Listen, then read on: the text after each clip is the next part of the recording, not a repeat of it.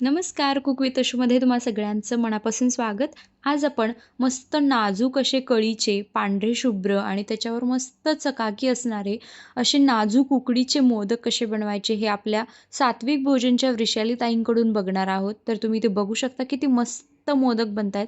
चला तर मग लगेच रेसिपीला सुरुवात करूया. या व्हिडिओमध्ये मोदक बनवण्यासाठी लागणाऱ्या सगळ्या टिप्स व्यवस्थित सांगितलेल्या आहेत, तर व्हिडिओ शेवटपर्यंत नक्की बघा. सगळ्यात आधी आपण मोदकाला लागणारं सारण इथे बनवून घेऊया. त्यासाठी 3 कप इथे आम्ही खोबरं घेतलेलं आहे. खोबरं असं मिक्सरला बारीक करून घ्यायचं आहे आणि खोबरं जितकं असेल त्याच्या अर्धं आपल्याला गूळ घ्यायचा आहे. तर चिक्कीचं गूळ सोडून तुम्ही कोणताही गूळ वापरू शकता. इथे आम्ही ऑर्गॅनिक गुळाची पावडर वापरली आहे. तर 3 कप खोबऱ्यासाठी 1.5 कप गूळ इथे घेतलेला आहे. आता हे सगळं आपल्याला व्यवस्थित असं मिक्स करून घ्यायचं आहे. हा गूळ आणि खोबरं व्यवस्थित मिक्स करून 10 मिनिट आपल्याला हे असंच ठेवून द्यायचं आहे. 10 मिनिट हे खोबरं गूळ व्यवस्थित मुरलं की एक कढई घ्यायची. त्याच्यामध्ये थोडंसं एक चमचाभर तूप घालायचं आणि आपण जे मिक्स केलेलं गूळ आणि खोबरं होतं ते याच्यामध्ये घालायचं. आता मंद गॅसवरती सतत एकसारखं हलवत आपण याचं सारण बनवून घेऊया. सुरुवातीला गूळ वितळला की हे सारण थोडंसं पातळ होईल आणि नंतर असंच परतत राहिलं की ते सारण असं घट्ट होईल आणि कोरडं देखील होईल.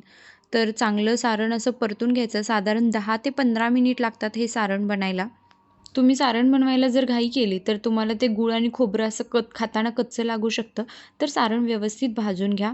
म्हणजे ते कसं ओळखायचं तर चमच्याच्या साहाय्याने कढईमधून असं ते बाजूला करून बघू शकता तुम्ही इथे ओलावा पूर्णपणे कमी झालेला दिसतो. आता याच्यावरती वेलची आणि जायफळची पूड घालायची थोडीशी आणि एखाद्या डब्यामध्ये काढून घ्यायचं आणि ते थंड व्हायला ठेवायचं. मोदकाला लागणारं सारण बनवून झालं. आता आपण याच्यासाठी लागणारी उकड बनवून घेऊया. त्यासाठी मी इथे 2 वाटी तांदळाचं पीठ घेतलेलं आहे. उकड काढायला आता आपल्याला एखादी जाडबुडाची कढई किंवा एखादं पातेलं घ्यायचं आहे. त्याच्यामध्ये 1 वाटी पाणी गरम करायला ठेवायचं आहे.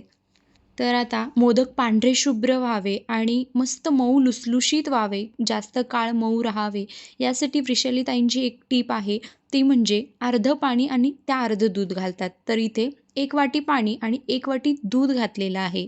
मोदकाला छान चकाकी येण्यासाठी अर्धा चमचा तूप इथे घातलेला आहे. तूप जास्त घालायचं नाही, अर्धा 1 चमचाच घालायचं. दुधाला थोडीशी उकळी आली, दूध व्यवस्थित गरम झालं की त्याच्यामध्ये चवीनुसार मीठ घालायचं. चिमूटभर मीठ इथे घातलेलं आहे. दूध घातल्या-घातल्या लगेच मीठ घालू नका, दूध फाटण्याचे चान्स आहेत. दुधाला चांगली उकळी आली की आता याच्यामध्ये आपल्याला पिठी घालायची आहे. पिठी घातली की आपल्याला हे लगेचच व्यवस्थित मिक्स करून घ्यायचं आहे, म्हणजे याच्यामध्ये गुठळ्या बनणार नाहीत. उकड काढण्यासाठी शक्यतो जेवढी पिठी आहे तेवढंच पाणी वापरलं जातं. पण कधी-कधी आपल्या तांदळानुसार पाणी कमी जास्त लागू शकतं. म्हणजे तुमचा तांदूळ जर जुना असेल तर त्याला थोडंसं जास्त पाणी लागू शकतं, म्हणजे 1-2 चमचे जास्त असं. आणि किंवा तुमचा तांदूळ जर नवीन असेल तर त्याला पाणी कमी देखील लागू शकतं. त्यामुळे तुमचा तांदूळ कसा आहे त्याच्यावरती पूर्ण डिपेंड आहे. तर इथे बघू शकता मस्त आपली उकड तयार झालेली आहे. मस्त फुलून आलेली आहे आपली ही उकड. तुम्हाला जर तुमची उकड जास्तच कोरडी वाटली तर त्याच्यावरती थोडासा गरम पाण्याचा शिंतोडा मारा. आता इथे तुम्ही बघू शकता मस्त मऊ असं पीठ इथे बनलेलं आहे. मस्त उकड झालेली आहे. आता गॅसची फ्लेम अगदी मंद करायची. याच्यावरती एखादी प्लेट ठेवायची आणि 2 ते 3 मिनिट या आपल्या उकडीला चांगली वाफ देऊन घ्यायची. 2-3 मिनिटानंतर झाकण काढायचं आणि ही उकड जी आहे ती एखाद्या परातीमध्ये काढून घ्यायची. आता उकड गरम असतानाच आपल्याला ग्लासनी किंवा मॅशरनी किंवा एखाद्या वाटीनी कशानेही अशी व्यवस्थित फोडून घ्यायची. म्हणजे त्याच्यामध्ये ज्या गुठळ्या असतील त्या सगळ्या व्यवस्थित फुटल्या जातील. ही उकड थंड झाल्यानंतर तुम्ही मळायला घेतली किंवा गुठळ्या फोडायला घेतल्या तर ते पीठ तेवढं मऊ बनणार नाही. त्यामुळे पीठ गरम असतानाच ही प्रोसेस करायची आहे. आता एकदा गुठळ्या फोडून झाल्या की आपल्याला हे पीठ हाताने व्यवस्थित मळून घ्यायचं आहे. पीठ जर जास्त गरम वाटत असेल तर हात थोडासा ओला करा आणि थोडंसं असं उकड व्यवस्थित मळून घ्या. आता समजा तुमची जर उकड व्हिडिओमध्ये दाखवली अशी नसेल झाली, जर जास्त ती चिकट झाली असेल किंवा पातळ झाली असेल, तर त्याला पाणी लावू नका. तर हाताला थोडंसं तेल किंवा तूप लावा आणि मग ती उकड अशी छान मर्दून घ्या. जितकं छान तुम्ही हे पीठ मळून घ्याल, व्यवस्थित मर्दून एकजीव करून घ्याल, तितका छान नाजूक असा तुमचा मोदक बनेल. त्यामुळे थोडेसे पेशन्स ठेवून हे पीठ व्यवस्थित मळून घ्या. ही उकड काढताना आपण अर्धं दूध आणि अर्धं पाणी असं वापरलेलं. दूध घातल्याने मोदक पांढरे तर होतातच, पण आपले मोदक मऊ आणि मस्त लुसलुशीत होण्यासाठी देखील खूप मदत होते. त्यामुळे ही टीप तुम्ही नक्की वापरून बघा. तर आता इथे उकड मळून झालेली आहे. उकड व्यवस्थित मळली गेली आहे का? हे कसं बघायचं? तर एखादा असा गोळा करून घ्यायचा. तिला असं हातावरती दाबून बघायचं. त्याच्या साईडला कोणतीही भेग नाही पडली पाहिजे. कोणताच प्रकारचा क्रॅक नाही गेला पाहिजे. म्हणजे आपली उकड व्यवस्थित मळून झालेली आहे हे ओळखावं. आता हे जे उकड काढलेलं पीठ आहे ते लवकर कोरडं होतं. त्यामुळे काय करायचं, जर पीठ जास्त असेल तर अर्धं पीठ तुम्ही मोदक बनवायला घ्या आणि अर्धं पीठ जे आहे त्याला तुम्ही ओल्या सुती फडक्यामध्ये किंवा एखादी प्लेट झाकून ठेवा. आता बाकीचं पीठ आपण मोदक बनवायला घेऊया. तर मोदक बनवण्यापूर्वी देखील आपल्याला पीठ थोडंसं मर्दून घ्यायचं आहे. आता आपण एखाद्या पेढ्याच्या आकाराचा गोळा आपण मोदक बनवायला घेऊया. तर हा गोळा व्यवस्थित बनवून घ्यायचा आणि कोरड्या तांदळाच्या पिठामध्ये हा गोळा आपल्याला बुडवून घ्यायचा आहे. गोळा पिठात बुडवून घेतला की आता दोन्ही हाताचे अंगठे जे आहेत ते आतल्या बाजूनी आणि बाकीची बोटं जी आहेत ती बाहेरच्या बाजूनी अशा पद्धतीने आपल्याला पारी बनवायला सुरुवात करायची आहे. ही पारी बनवताना आपल्याला काठापासून सुरुवात करायची आहे. डायरेक्ट मध्ये जायचं नाही. म्हणजे आपली पारी जी आहे ती व्यवस्थित खोलगट अशी बनते. तुम्ही जर नव्याने मोदक बनवत असाल तर तुम्हाला ही प्रोसेस जी आहे ती थोडीशी डिफिकल्ट वाटू शकते. पण थोडीशी प्रॅक्टिस केली तर तुम्हाला ही पारी अशी बनवता येईल. नवशिक्यांसाठी अजून एक महत्त्वाची गोष्ट, तुम्ही तेल किंवा तुपाच्या मदतीने ही पारी बनवायला जाऊ नका. पीठ लावून पारी बनवली तर ती अजून बनवायला सोपी जाते. आता ही पारी बनवून तयार आहे. मध्ये थोडीशी जाडसर ठेवायची आणि काठ व्यवस्थित पातळ करून घेतलेले आहेत. आता आपण बनवलेलं मोदकाचं सारण जे आहे ते याच्यामध्ये घालायचं आहे आणि आता आपल्याला या मोदकाला व्यवस्थित अशा पाकळ्या करून घ्यायच्या आहेत. आता 3 बोटांच्या मदतीने आपल्याला या पाकळ्या बनवायच्या आहेत.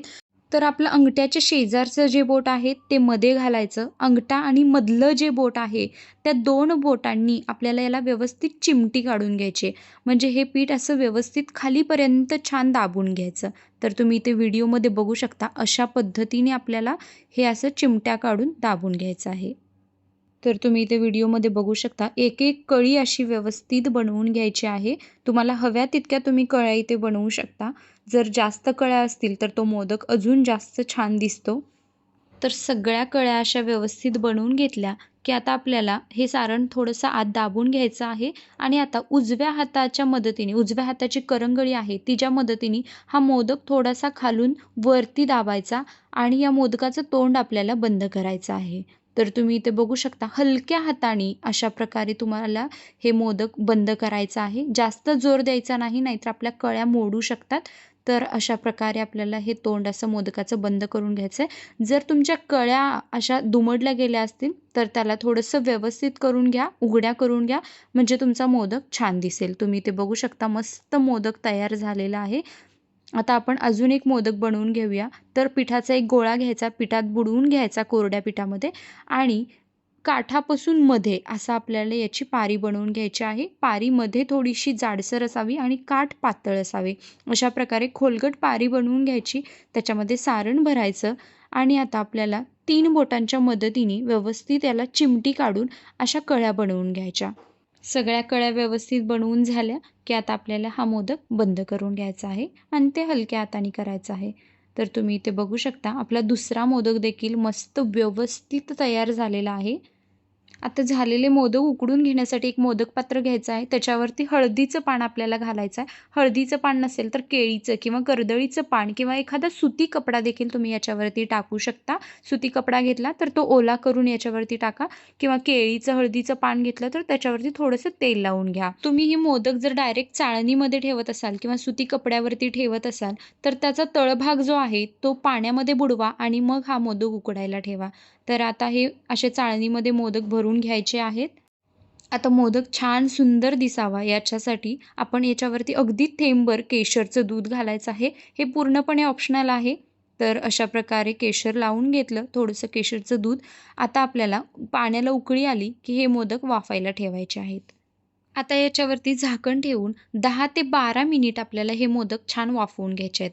10 मिनिटानंतर तुम्ही इथे बघू शकता मस्त मोदक वाफवून झालेले आहेत. मस्त छान चकाकी आलेली आहे आणि पांढरे शुभ्र झालेले आहेत. मोदक वाफले गेलेले आहेत का हे कसं ओळखायचं? तर आता या मोदकाला आपल्याला थोडंसं असं ओला हात लावून बघायचा. तर आपल्याला तो मोदक जो आहे तो आपल्या हाताला चिकटला नाही पाहिजे, म्हणजे आपले मोदक व्यवस्थित वाफवले गेलेले आहेत. यापेक्षा जास्त मोदक आपल्याला वाफवायचे नाहीत, नाहीतर आपले मोदक फाटू शकतात किंवा काळपट देखील होऊ शकतात.